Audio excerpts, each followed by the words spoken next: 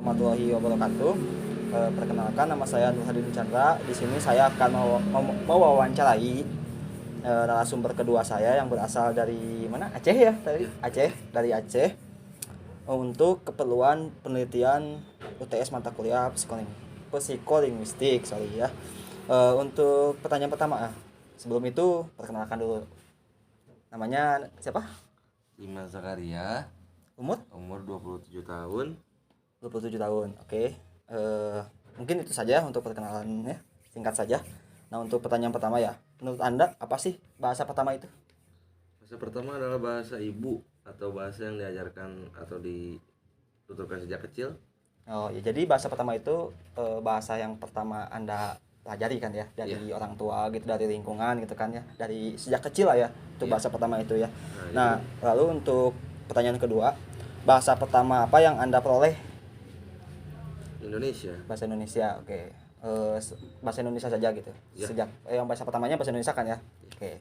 Untuk pertanyaan ketiga, apakah bahasa pertama yang Anda peroleh itu masih digunakan di lingkungan yang sekarang? Jadi Anda apakah sekarang masih menggunakan bahasa Indonesia atau sudah berganti menjadi kadang-kadang menggunakan bahasa kedua Anda, bahasa Sunda atau seperti apa? Masih, tapi saat ini saya lebih sering menggunakan bahasa kedua. Bahasa kedua, oke. Bahasa keduanya Sunda kan ya? Ya.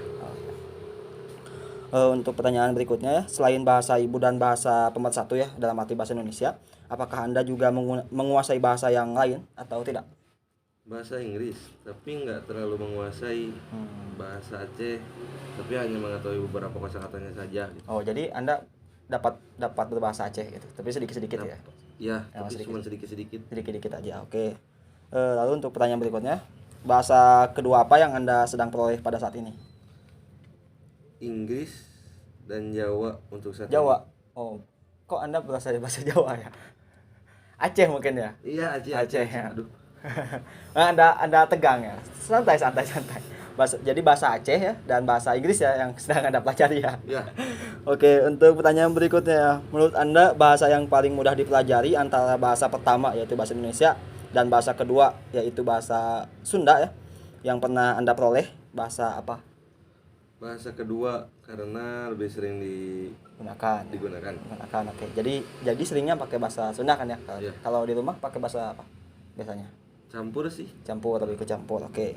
Untuk pertanyaan berikutnya, apakah ada kesulitan yang Anda hadapi ketika memperoleh bahasa kedua?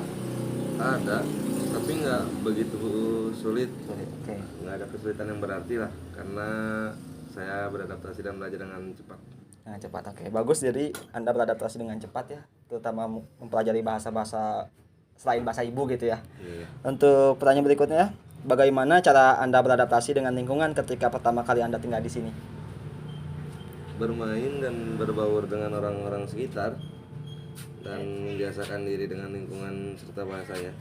Oh, jadi Anda sering berbaur gitu ya dengan lingkungan, dengan berbaur kan gitu. Ya, jadi Anda sedikit-sedikit mempelajari bahasa lingkungan tersebut gitu ya, untuk beradaptasi. Oke. Gitu. Untuk pertanyaan berikutnya, menurut Anda faktor apa saja yang dapat mempengaruhi dalam pemerolehan bahasa pertama, kedua dan seterusnya, misalkan faktor lingkungan atau apa gitu ya?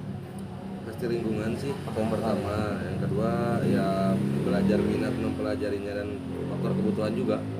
Kebutuhan untuk ya sehari-hari gitu ya, untuk Anda beradaptasi dengan cepat. Tentunya Anda harus mempelajari bahasa tersebut kan ya, untuk adaptasinya gitu ya. Lalu untuk pertanyaan terakhir ya, ketika di lingkungan keluarga Anda, misalkan Anda sudah ke Aceh gitu ya, nah apakah Anda hanya menggunakan bahasa Aceh, Indonesia, atau apa? Biasanya Anda menggunakan bahasa apa ketika di Aceh? Seringnya dicampur sih. Campur ya. Kadang bahasa Aceh, kadang bahasa Indonesia. Sedikit-sedikit mungkin ya bahasa Aceh ya. Kadang-kadang juga dicampur juga dengan bahasa Indonesia karena Anda belum terlalu menguasai mungkin bahasa Aceh ya. Oh iya. Ya baik, mungkin itu saja yang bisa saya wawancara dengan narasumber saya ya. Terima kasih. Wassalamualaikum warahmatullahi wabarakatuh. Waalaikumsalam.